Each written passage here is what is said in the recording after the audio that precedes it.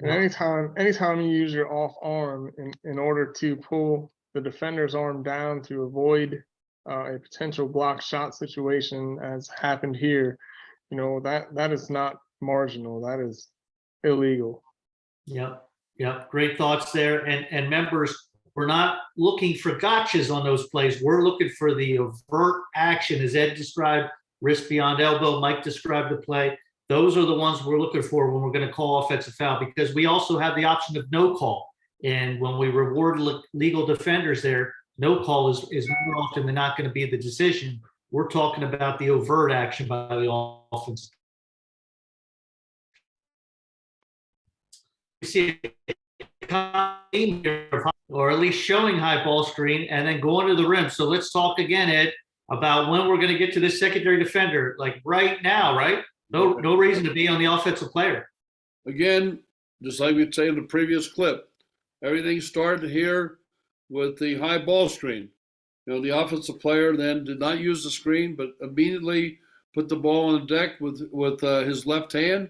As soon as this play is at this stage right here, where the primary defender is chasing down, then I take my eyes with where the arrow and the circle go. That's where I can get hurt. As soon as I go there, now, this is not a stare down. I still can feel the ball coming, kind of like 20% of it, but 80% is that I am looking at the movement of the defender in the lane here, who's a secondary defender. And again, he's being coached to get to a place where he can receive the contact between the rim and the ball handler. Yeah, and Mike, talk about the importance here. This trailing defender doesn't trail it aggressively, kind of gives up on the play, but a lot of times, more than not, the defender will be playing more closely guard from the backside. And that's why it's so important as we see this trail moving and staying engaged and connected to the play, because we want to referee the backside defender as well. But obviously here, again, we want to get to this defender sooner. We want to get there as early as we can. And a good decision here, as this is legal verticality and a no call is correct on this play. Yeah, and Rob, as the play progresses, we'll see one tool we can use. Typically, when post players are in rim protection mode, you see white 20, he plants and jumps off of 2 feet. Typically, when you are able to plant both your feet and alight off 2, it's an A to A legal verticality type play.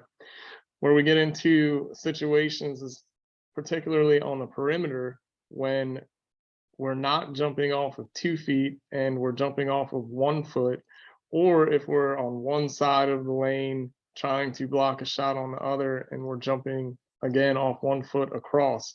So just as a guideline, if you can pick up the feet of the defender, if they jump off of 2, it's a higher likelihood of a legal play. If they jump off of 1, it's a higher likelihood of an illegal play. Nothing's always or never, but those are just guidelines that we can use if we pick up the defender early enough. Yeah, I love that coaching point. Yeah, that's really solid, and that should really help people a lot. And think about that. Just digest that a while. That's really good. And now here's the same game, another example. Now, Ed, again, we want to be here. We want to be on the defender that could hurt us, that next defender that could hurt us at this point. No reason to be on the offensive player at this point in the lead position. So we want to get to that defender.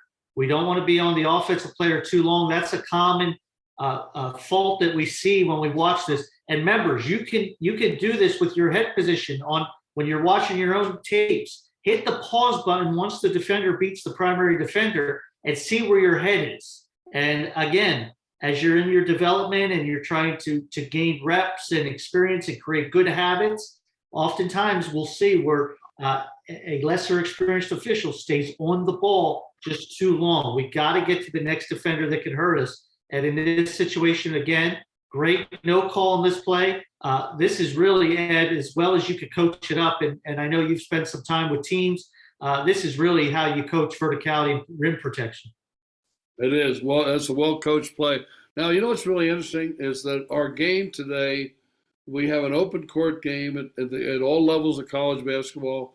And look where the shot clock is. I mean, basically, this is early offense. This is like, as soon as I get to the front court, I'm going to go hard to the rim, which means that from a standpoint of our self-talk, from our focus, when I get to position, when I get to lead, I get to center slot, I have to be ready to referee. I like the fact that the trail continues Yeah, I love to stay that. connected and comes all the way down and stays with the play.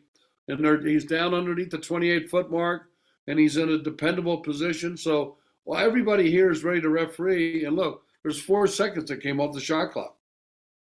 So we have to be ready for early offense. This is part of our game today. But everybody here is connected. Yeah, I love that example. And again, members, we're showing you no call corrects. It's so important, especially in your pregame meetings and when you're really emphasizing what you're trying to accomplish with your crew. It's important not to just show what defensive fouls are and foul. You have to show what no call corrects look like and what legal plays look like. We have to be able to decipher between legal and illegal with our crews, with ourselves. And so that's so important. That's why we love showing these no call corrects so that we can reinforce those habits as well. And again, well done by this crew and a no call correct. You know, the thing also about that, Rob and Mike, is that